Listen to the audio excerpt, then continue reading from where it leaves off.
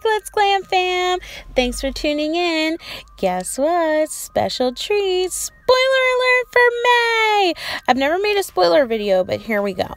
So the first item included in the May box is going to be the KARMELA Cosmetics lipstick. Guys, these are worth $24 each. Can you believe it? And you're getting it in a $15 box.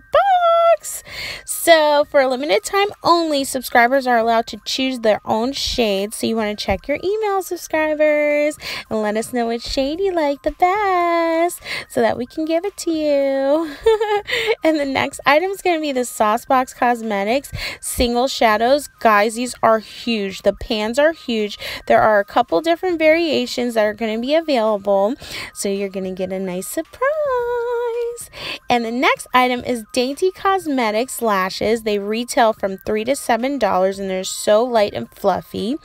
And then one of the last items, not the last item, but one of the last items is a pressed glitter from Pinky Rose. These retail for $2 to $2.99.